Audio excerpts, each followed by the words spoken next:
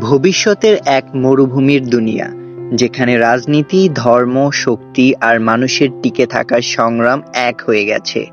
আজ আমরা আলোচনা করব সায়েন্স ফিকশনের মাস্টারপিস ফ্রাঙ্ক হারবার্টের ডুন নিয়ে।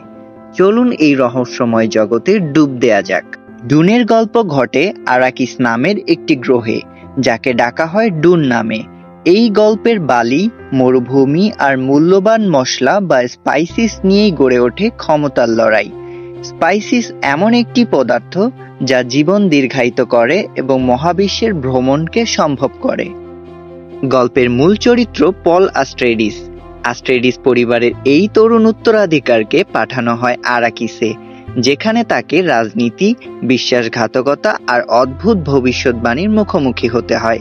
ধীরে ধীরে পল হয়ে ওঠে এক মহাজাগতিক বিপ্লবের নেতা।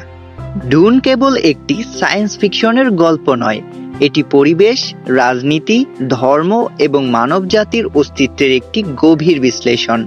এটি শেখায় যে ক্ষমতা এবং দায়িত্ব কতটা জটিল এবং বিপজ্জনক হতে পারে।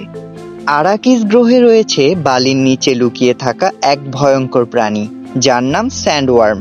এই দানবের ভয়ঙ্কর উপস্থিতি বইয়ের রোমাঞ্চকে আরও বাড়িয়ে তুলেছে।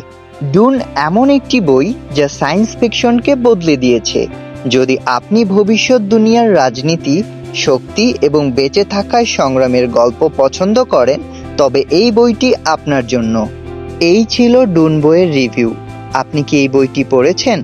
আপনার মতামত আমাদের জানাতে ভুলবেন না। পরবর্তী ভিডিওতে আবার দেখা হবে। ধন্যবাদ।